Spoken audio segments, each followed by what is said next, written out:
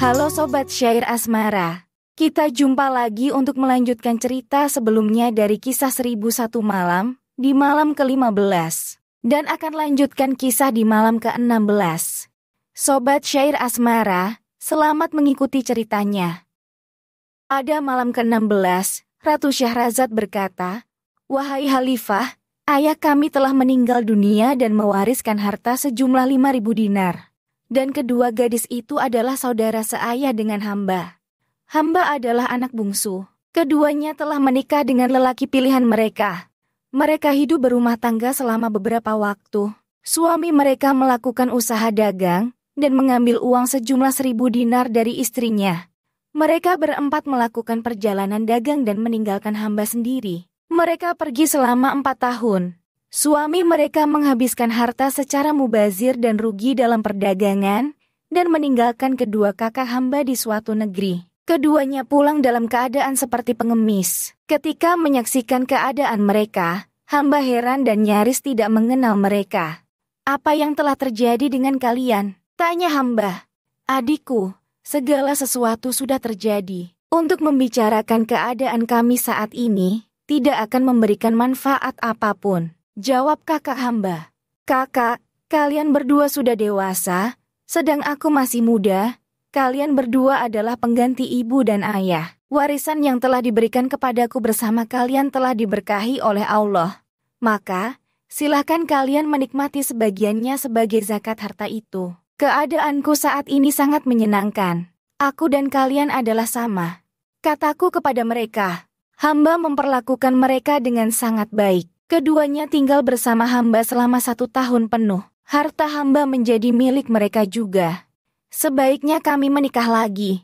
Kami sudah tidak tahan hidup sebagai janda," kata mereka suatu hari. "Kakak-kakakku, kalian tidak akan menemukan kebaikan dalam pernikahan, sebab di zaman sekarang ini, laki-laki yang baik sangatlah sedikit, sedangkan kalian sudah pernah mengalami kegagalan dalam pernikahan." Keduanya tidak mau menerima nasihat hamba. Mereka tetap menikah tanpa persetujuan hamba. Sehingga, dengan terpaksa hamba membiayai pernikahan mereka. Ternyata, rumah tangga mereka tidak berlangsung lama. Suami mereka telah mempermainkan, mengambil seluruh harta, lalu pergi meninggalkan mereka. Kembali keduanya menemui hamba dalam keadaan compang-camping.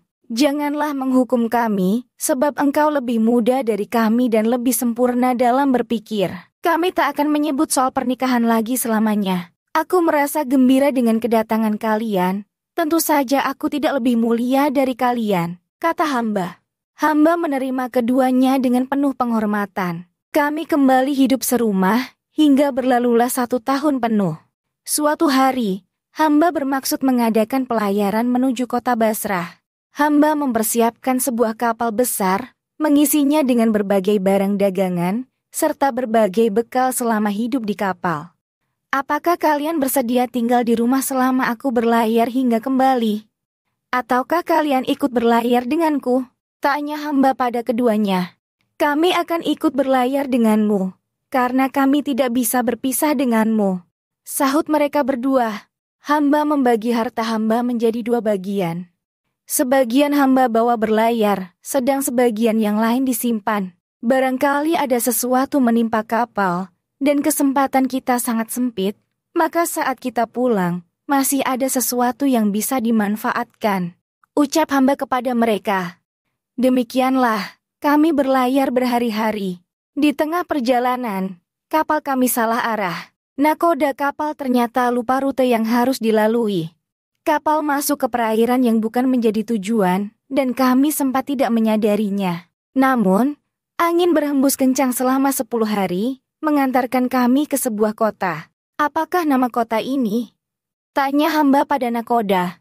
"Demi Allah, aku tidak mengetahuinya. Bahkan, aku belum pernah melihat dan belum pernah mengarungi perairan ini selama menjadi nakoda. Namun demikian, yang paling penting adalah kita dalam keadaan selamat.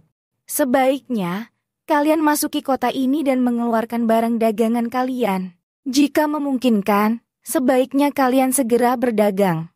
Kemudian si nakoda mengutus beberapa anak buahnya untuk memeriksa keadaan kota. "Silahkan kalian turun, masuklah ke kota ini. Silakan kalian menikmati ciptaan Allah yang sangat indah dan berlindunglah dari kutukannya. Ujar nakoda itu.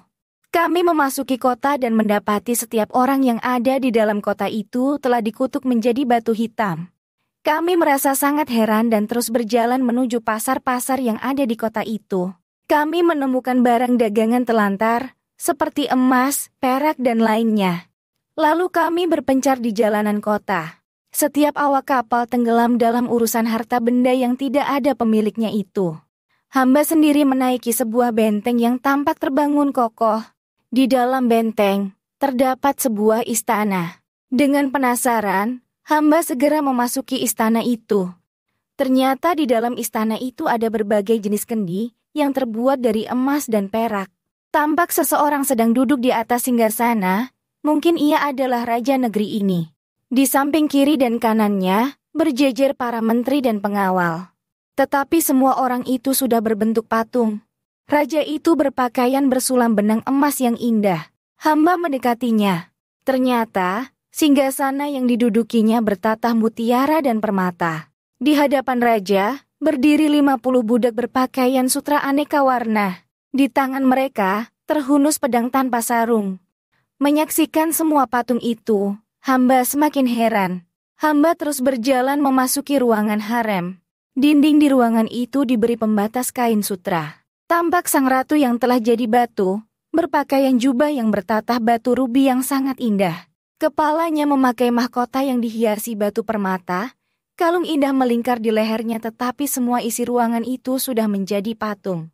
Hamba melihat ke segala penjuru istana dan menemukan sebuah pintu yang setengah terbuka, lalu segera menuju ke arah pintu itu dan memasukinya. Tampak sebuah tangga berundak 7. Hamba naik ke atas. Hamba menyaksikan ruangan luas, beralaskan permadani indah, penuh sulaman benang emas. Juga, ada meja dari marmer bertatah mutiara dan permata. Samar-samar hamba melihat seberkas cahaya di sudut ruangan. Saat hamba mendekatinya, ternyata cahaya itu berasal dari sebuah batu permata sebesar telur burung unta, terletak di atas bangku kecil. Di atas meja terhampar beberapa helai kain sutra dari berbagai jenis dan warna. Hamba merasa takjub berkepanjangan. Di ruangan itu, hamba juga menyaksikan lilin yang menyala. Tentu, ada yang menyalakan lilin ini, pikir hamba. Lalu, hamba memutuskan untuk menuju ke ruangan lain. Hamba terus berjalan sembari memikirkan berbagai keanehan dan keindahan yang hamba temui, hingga lupa untuk kembali kepada teman-teman hamba. Saat itu, hari sudah malam dan baru tersadar, maka hamba memutuskan untuk keluar dari istana itu. Namun, suasana malam membuat hamba lupa jalan kembali, sehingga hamba kembali masuk ke ruangan yang banyak lilin menyala. Sesampai di ruangan tempat lilin, hamba duduk beristirahat di atas dipan marmer, dan mengambil sehelai kain sutra itu untuk dijadikan selimut, sebab dingin mulai terasa. Hamba melantunkan beberapa ayat Al-Quran, sampai mulai terserang kantuk, namun sulit untuk tidur hingga tengah malam. Saat itu terdengar bacaan Al-Quran yang merdu menyentuh kalbu. Hamba mendekati arah suara itu yang ternyata berasal dari salah satu kamar. Dan ketika pintu kamar itu hamba buka, tampaklah sebuah ruangan yang mirip tempat ibadah. Lampu minyak tergantung di tengah ruangan, dan di atas selembar sajadah seorang pemuda sedang bersimpuh membaca Al-Quran. Pemuda itu berwajah tampan. Kenapa hanya pemuda ini yang tidak menjadi batu, sementara seluruh penghuni lainnya di negeri ini telah dikutuk menjadi batu? Tanya batin hamba. Hamba memutuskan masuk dan memberi salam kepadanya. Pemuda itu menoleh sembari menjawab salam hamba. Wahai pemuda, izinkan aku masuk dan maafkan atas kelancanganku. Aku hendak menanyakan sesuatu kepadamu. Demi ayat-ayat Al-Quran yang telah engkau baca, jawablah semua pertanyaanku dengan jujur. Baiklah Nona, akan tetapi engkau pun harus memberitahukan terlebih dahulu, bagaimana caramu masuk ke tempat ini, kata si pemuda sambil tersenyum. Lantas, hamba menceritakan pengalaman hamba hingga sampai di tempat itu. Cerita hamba membuat si pemuda itu merasa heran. Beritahukanlah kepadaku, apa yang telah terjadi dengan negeri ini. Kenapa semua orang telah menjadi batu kecuali engkau? Tanya hamba. Pemuda itu menutup Al-Quran dan meletakkannya di rak buku. Kemudian ia mulai menceritakan kisah keluarganya kepada hamba. Ketahuilah Nona, kami dan para penduduk lainnya hidup sebagaimana biasa. Ayahku adalah raja yang engkau lihat duduk di atas kursi kerajaan dan telah dikutuk menjadi batu. Sedangkan sang ratu yang engkau lihat duduk di atas dipan itu adalah ibuku. Mereka semua adalah penganut agama Majusi, menyembah api, cahaya, bayangan dan panas dan tidak menyembah Allah yang Maha Perkasa. Saat itu, ayahku belum mempunyai anak, barulah di usia tua ia dianugerahi anak laki-laki yakni diriku. Ia mengasuh dan mendidikku hingga tumbuh dewasa dan merasakan kebahagiaan hidup.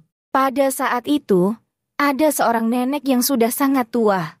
Ia beragama Islam serta beriman kepada Allah dan Nabi Muhammad. Namun, keislaman dan keimanannya dilaksanakan secara rahasia. Dalam kehidupan sehari-hari, nenek itu tampak setuju saja dengan apa yang dilakukan keluargaku. Ayahku sangat percaya terhadap kejujuran nenek itu. Sebab, ia selalu bersikap hati-hati dalam segala urusan.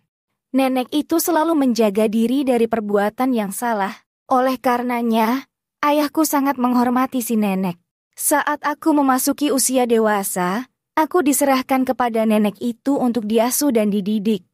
Didiklah dan ajarkan hal yang baik kepada anakku ini, pinta ayahku kepada si nenek. Kemudian, nenek itu mengajarkan agama Islam kepadaku, seperti cara bersuci, sholat dan lain-lain, serta mengajarkan Al-Quran. Anakku, rahasiakanlah urusan ini dari ayahmu. Jika tidak, maka ia akan membunuh kita. Ucap si nenek kepadaku, tatkala aku sudah dianggapnya cukup menguasai pelajaran yang ia berikan. Demikianlah, aku merahasiakan ajaran nenek itu dari ayahku. Beberapa lama kemudian, nenek itu wafat. Sementara itu, penduduk kota raja bertambah kafir dan sesat. Suatu ketika, terdengar suara seruan keras bagaikan petir. Wahai penduduk kota raja, tinggalkanlah penyembahan terhadap api. Sembahlah Allah yang Maha Perkasa. Ucap suara itu. Maka, terjadilah kegaduhan di kota raja. Seluruh penduduk berkumpul di istana ayahku. Baginda, suara apakah yang sangat menakutkan itu? Kami sangat terkejut saking kerasnya suara itu. Kata penduduk, kalian semua tidak usah takut terhadap suara itu.